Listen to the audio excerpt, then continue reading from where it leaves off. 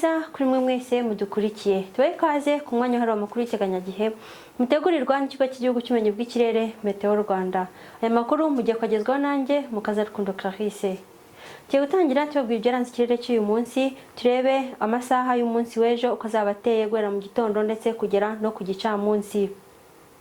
Uyu munsi twagize ikirere cyaranzwe n'ibicu byiganje, ariko ibicu byaje gukura bitanga imvura mu bice bigiye bitandukanye by'igihugu cyacu, mu bice bimwe na bimwe byo mu burasirazuba, mu bice bimwe na bimwe byo mu burengerazuba ndetse n'ibyo mu majyepfo y'igihugu cyacu byagiye bibona imvura. Umujyi wa Kigali nawo habonetse imvura nubwo itari nyinshi. Ku munsi w'ejo mu masaha mu gitondo, ni ukuvuga kuva saa 12 za mu gitondo kugera saa 6 z'amanywa, biteganyijwe yuko ku munsi w'ejo nta mvura izaboneka mu turere twose tugize igihugu cyacu. Akarere ka Musanze kakazapimirwamo dogere Celsius 11 ku masaha mu gitondo, ariko umujyi wa Kigali ukazapimirwamo dogere Celsius 16. Reka dukomeze tureba ku gicamunsi ku kirere kizaba cyitwaye. Biteganyijwe yuko ku munsi w'ejo mu masaha ku gicamunsi ikirere cy'u Rwanda kizarangwa n'imvura, imvura ikazumvikanamo inkuba mu turere twinshi tw'igihugu cyacu. Nyagatare ndetse na Gatsibo nitwo turere tuzaba dushyushye, tuzapimirwamo dogere Celsius 27.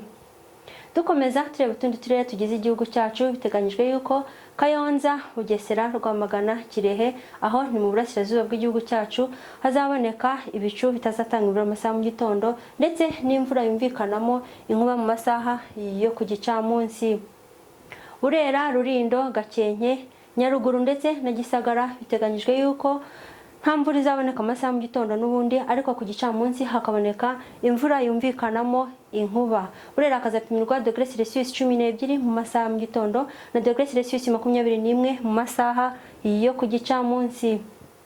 Nyanza, Kamonyi, Muhanga ndetse na Huye, aho ni mu majyepfo y'igihugu cyacu, biteganyijwe ko nta mvura n'ubundi iteganyijwe mu masaha mu gitondo, ariko ku gicamunsi tukazaba dufiteyo imvura yumvikanamo inkuba. Ariko Nyanza hagapimirwa dogere Celsius 14 mu masaha mu gitondo ndetse na dogere Celsius 24 mu masaha yo ku gicamunsi.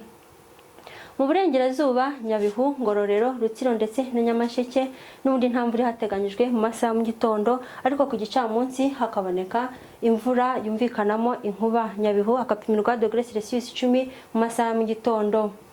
Ku munsi w'ejo izuba rizarasa saa 11:54 za mu gitondo, rirenga saa 12:15 za nimugoroba. Murakoze, mugira umugoroba mwiza.